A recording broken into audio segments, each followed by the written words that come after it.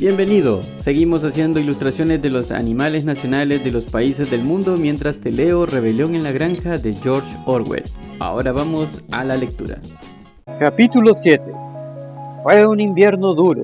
Al tiempo tormentoso siguieron nevadas y después una fuerte helada que duró hasta bien entrado febrero. Los animales siguieron trabajando con todas sus fuerzas en la reconstrucción del molino de viento, sabiendo que el mundo exterior los observaba y que los envidiosos seres humanos se alegrarían y celebrarían que el molino no estuviera terminado a tiempo. Por rencor, los seres humanos fingían no creer que la destrucción del molino de viento fuera obra de bolas de nieve. Decían que se había caído porque las paredes eran demasiado delgadas. Los animales sabían que no era así. De todas formas, decidieron no dar esa vez a las paredes un espesor de 50 centímetros como antes, sino de 1 metro, lo que significaba recoger cantidades de piedra mucho mayores. Durante mucho tiempo la cantera estuvo cubierta de nieve, lo que impedía utilizarla. Avanzaron algo después durante la seca helada, pero era un trabajo cruel y los animales habían perdido algo de optimismo. Siempre tenían frío y por lo general también hambre. Los únicos que nunca se desanimaban eran Boxeador y Trevor. Chillón pronunciaba excelentes discursos sobre la alegría de servir a los demás y la dignidad del trabajo. Pero los otros animales encontraban más inspiración en la fortaleza de Boxeador y en su infalible grito de «¡Trabajaré más duro!». En enero faltaron alimentos. Se redujo drásticamente la ración de maíz y se anunció que se compensaría con una ración adicional de patatas. Entonces se descubrió que la mayor parte de la cosecha de patatas se había congelado porque no la habían protegido con una capa de paja suficientemente gruesa. Las patatas se habían ablandado y habían perdido color, y pocas eran comestibles. Durante días enteros los animales no tuvieron para comer más que paja y remolacha. El hambre parecía mirarlos a la cara. Era de vital importancia ocultar ese hecho al mundo exterior. Envalentonados por la caída del molino de viento, los seres humanos inventaban nuevas mentiras sobre la granja animal. Decían otra vez que todos los animales estaban muriendo de hambre y de enfermedades, y que se peleaban todo el tiempo, y que habían recurrido al canibalismo y al infanticidio. Napoleón sabía muy bien que si trascendía la verdadera situación alimentaria, sufrirían desastrosas consecuencias, y decidió utilizar al señor Whymper para difundir la impresión contraria. Hasta ese momento, los animales habían tenido poco o ningún contacto con Whymper en sus visitas semanales. Pero entonces se instruyó a unos pocos animales seleccionados, sobre todo ovejas, para que durante el encuentro comentaran de pasada que les habían aumentado las raciones. Además, Napoleón ordenó llenar de arena casi hasta el tope los graneros, poco menos que vacíos, y cubrir eso con los granos y la harina que quedaban. Con un pretexto cualquiera, llevaron a Whymper a recorrer el depósito para que viera los graneros. El hombre, engañado, siguió informando al mundo exterior de que no había escasez de alimentos en la granja animal. Sin embargo, hacia finales de enero, era evidente que necesitarían conseguir más cereales en algún sitio. En esa época, Napoleón rara vez aparecía en público. Pasaba todo el tiempo encerrado en la casa, cuyas puertas estaban custodiadas por perros de aspecto feroz. Cuando salía lo hacía de manera solemne, con una escolta de 6 perros que lo rodeaban de cerca y gruñían si alguien se acercaba. Muchas veces ni siquiera aparecía los domingos por la mañana y daba las órdenes a través de otro cerdo, casi siempre Chillón. Un domingo por la mañana, Chillón anunció que las gallinas que acababan de poner debían entregar los huevos. Napoleón había aceptado, por intermedio de Whymper, un contrato por 400 huevos semanales.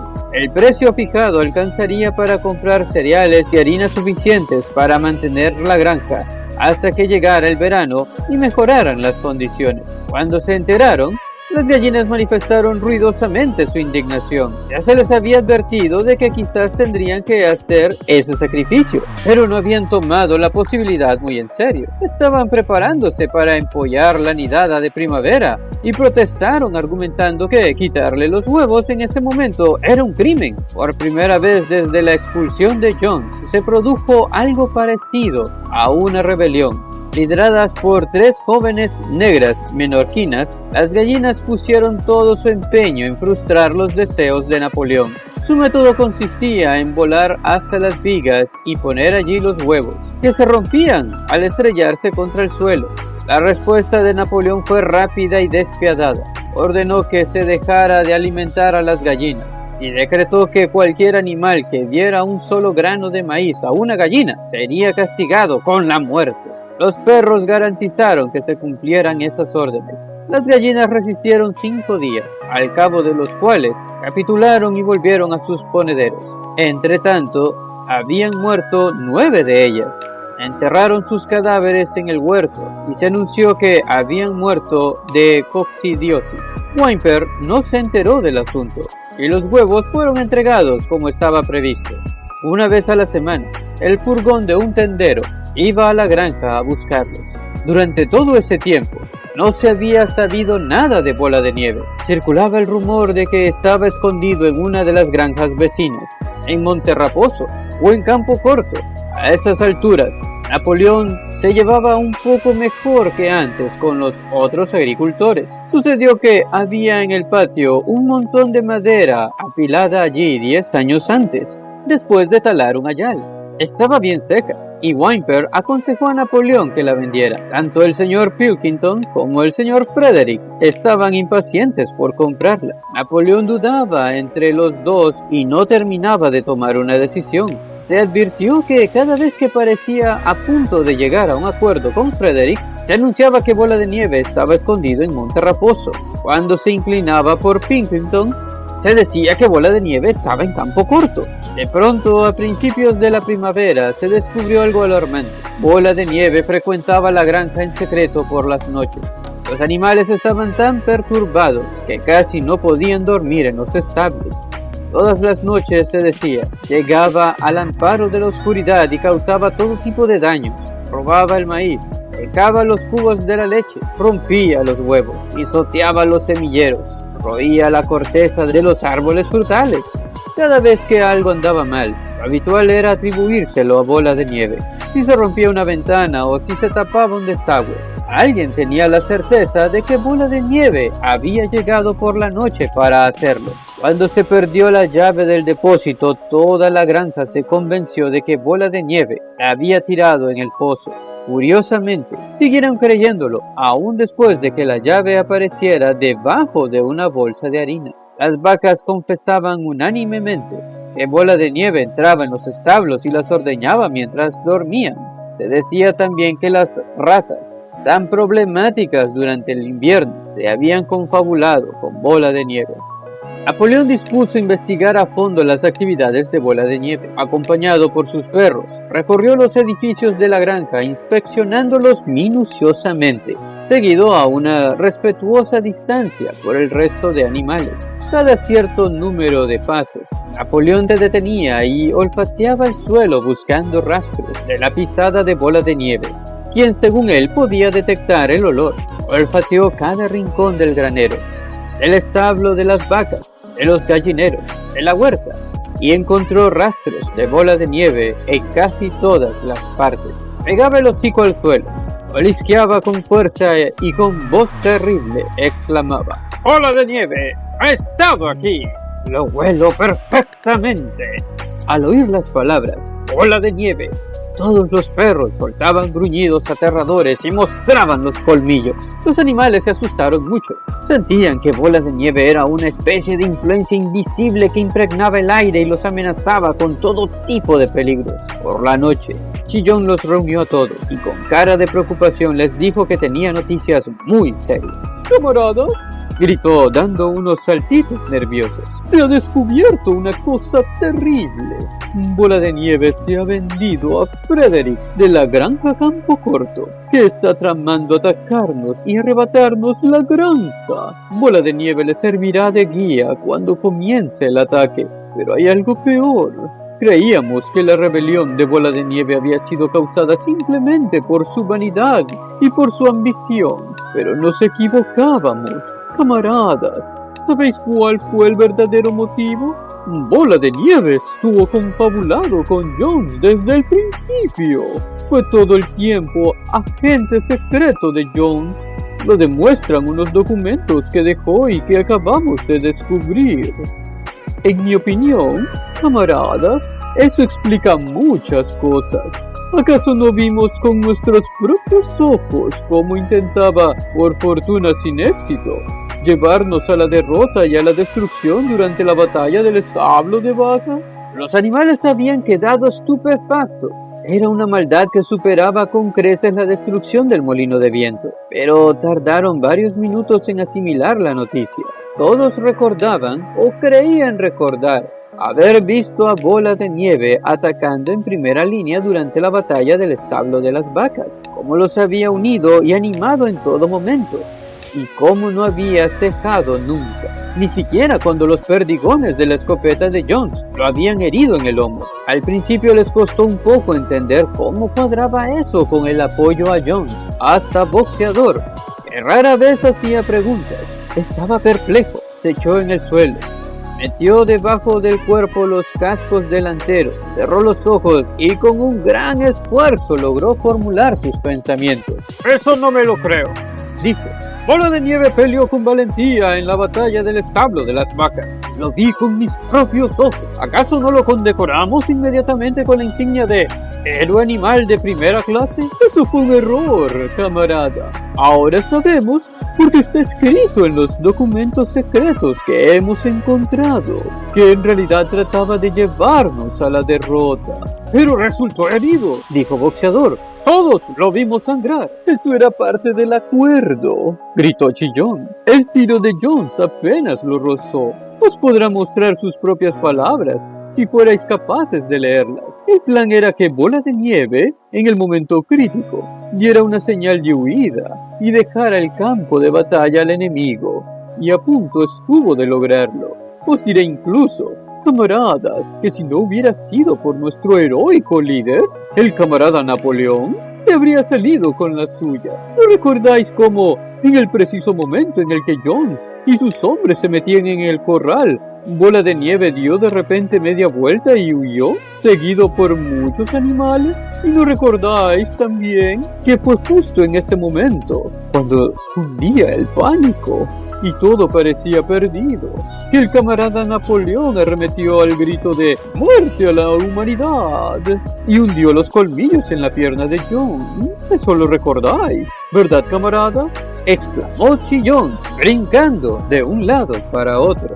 Al describir Chillón la escena de manera tan gráfica, los animales tuvieron la impresión de que la recordaban. En cualquier caso, recordaban que en el momento crítico de la batalla, Bola de Nieve había huido. Pero Boxeador todavía estaba un poco intranquilo. «No creo que Bola de Nieve fuera un traidor al principio», fue su conclusión. «Lo que hizo después ya es diferente. Pero creo que en la batalla del establo fue un buen camarada.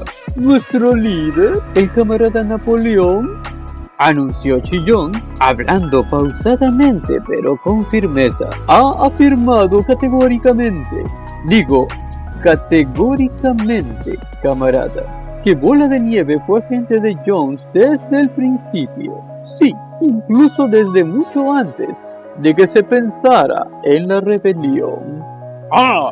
¡Eso es diferente!», dijo Boxeador. «Si lo dice el camarada Napoleón, debe ser cierto». «Ese es el verdadero espíritu, camarada», exclamó Chillón, aunque no pasó inadvertida la muy fea mirada que lanzó a Boxeador con aquellos ojitos brillantes. Dio media vuelta para irse y entonces se detuvo y añadió algo impresionante.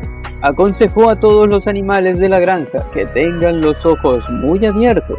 Hay motivos para pensar que algunos de los agentes secretos de Bola de Nieve se esconden entre nosotros en este momento. 4 días después, al atardecer, Napoleón ordenó que todos los animales se reunieran en el corral.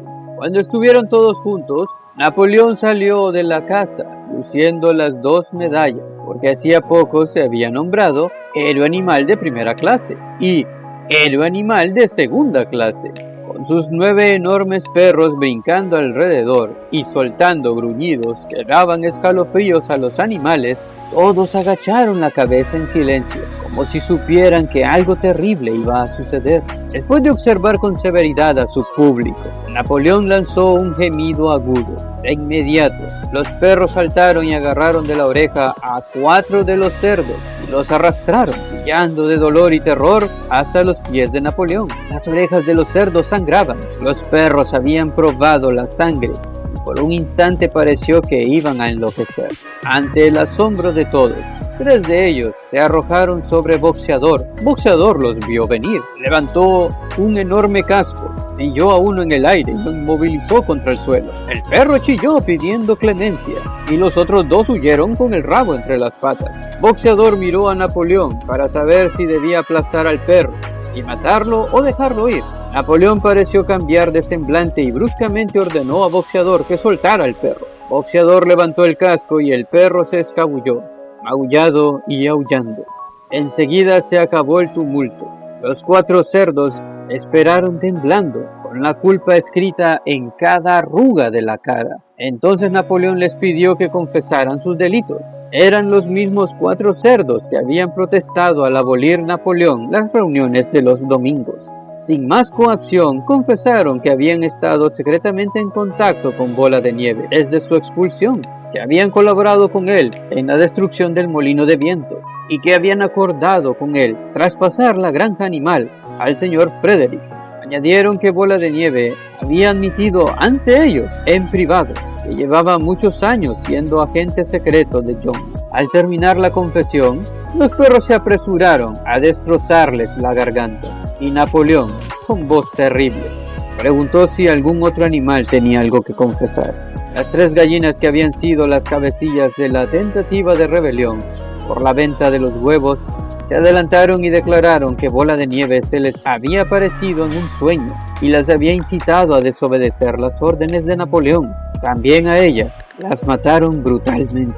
Después se presentó un ganso y confesó haber ocultado y comido por la noche 6 mazorcas durante la cosecha del año anterior. A continuación, una oveja confesó haber orinado en el abrevadero, instada, dijo, por Bola de Nieve, y otras 2 ovejas confesaron haber asesinado a un viejo carnero, un seguidor de Napoleón especialmente fiel, persiguiéndolo alrededor de una fogata mientras sufría un ataque de tos.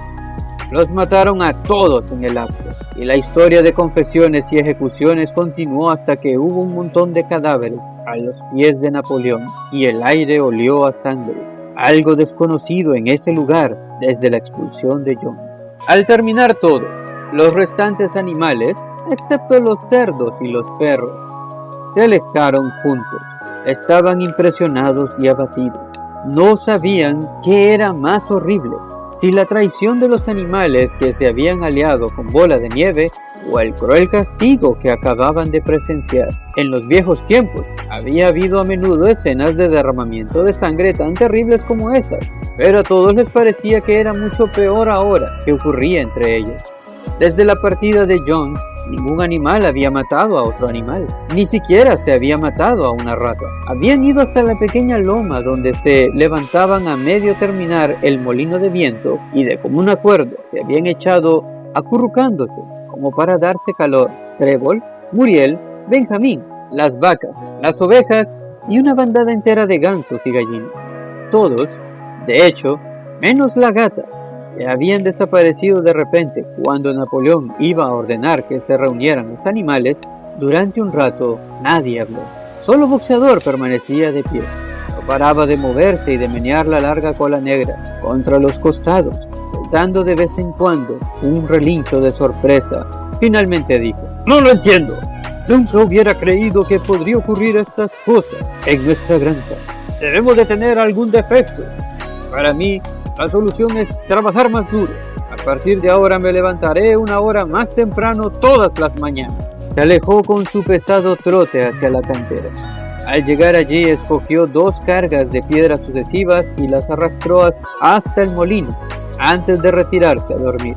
Sin hablar, los animales se apiñaron alrededor de Trébol. La loma donde estaban les daba una perspectiva amplia del campo circundante. Tenían la mayor parte de la granja animal al alcance de la vista. La larga pradera que se extendía hasta la carretera, el henar, la arboleda, el bebedero, los campos arados cubiertos de verde y apretado trigo, y los tejados rojos de los edificios de la granja por cuyas chimeneas brotaba humo.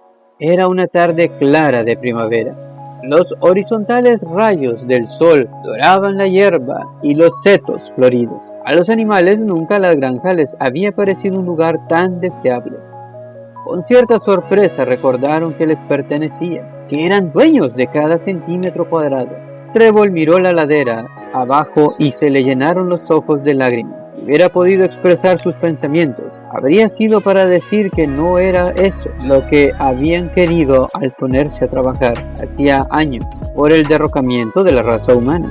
No eran esas escenas de terror y masacre lo que buscaban la noche que el viejo comandante los había incitado a la rebelión. Si hubieran tenido alguna imagen del futuro, habría sido la de una sociedad de animales liberados del hambre y del látigo, todos iguales, cada uno trabajando de acuerdo a su capacidad, los fuertes protegiendo a los débiles, como ella había protegido a la nidada de patitos perdidos con la pata delantera la noche del discurso del comandante.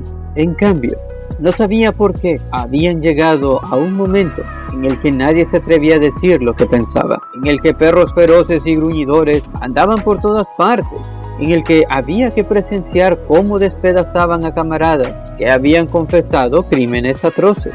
No era su intención rebelarse ni desobedecer. Sabía que, a pesar de la situación actual, las cosas estaban mucho mejor que en tiempos de Jones, y que, sobre todo, había que impedir el regreso de los seres humanos. Pasara lo que pasase, permanecería fiel, trabajaría duro, obedecería las órdenes que le dieran y aceptaría el liderazgo de Napoleón. Aún así, no era en eso donde ella y todos los otros animales habían puesto su esfuerzo y sus esperanzas. No era para eso que habían construido el molino de viento y se habían enfrentado a los perdigones de la escopeta de Jones. Tales eran sus pensamientos, aunque le faltaran las palabras para expresarlos. Por último, como manera de compensar la ausencia de palabras, se puso a cantar Bestias de Inglaterra. Los otros animales sentados a su alrededor la imitaron y cantaron 3 veces la canción con voz muy melodiosa, pero acompasada y triste, como jamás habían hecho antes. Acababan de cantarla por tercera vez cuando Chillón, acompañado por 2 perros, se les acercó con aire de tener algo importante que decir. Anunció que, por un decreto especial del camarada Napoleón, quedaba abolida Bestias de Inglaterra. A partir de ese momento estaba prohibido cantarla. Los animales quedaron desconcertados. ¿Por qué?, exclamó Muriel. Ya no es necesaria, camarada, dijo Chillón secamente. Bestias de Inglaterra fue el canto de la rebelión. Pero la rebelión ya ha acabado. La ejecución de los traidores esta tarde fue el acto final. El enemigo, tanto externo como interno, está derrotado. En Bestias de Inglaterra expresamos nuestro anhelo de una sociedad mejor en los días venideros. Y esa sociedad está consolidada. Es evidente que ya no hace falta la canción. Aunque estaban asustados, algunos de los animales podrían haber protestado, pero en ese momento las ovejas se pusieron a balar, como de costumbre. 4 patas, sí, 2 patas, no. Los balidos se prolongaron durante varios minutos y acabaron con el debate. De ese modo, nunca más se volvió a oír Bestias de Inglaterra. Para sustituirla, Minimus, el poeta, había compuesto otra canción que comenzaba así: granja animal, nunca por mí sufrirás ningún mal. Se la cantaba todos los domingos después de izar la bandera. pero los animales sentían que de alguna manera ni las palabras ni la melodía estaban a la altura de bestias de Inglaterra. Y así fue como me quedó la ilustración del perezoso, el animal nacional de Costa Rica. Espero hayas disfrutado la ilustración, que te haya gustado la lectura. Nos vemos en el siguiente capítulo de Rebelión en la Granja con otro animal nacional de otro país. Hasta pronto.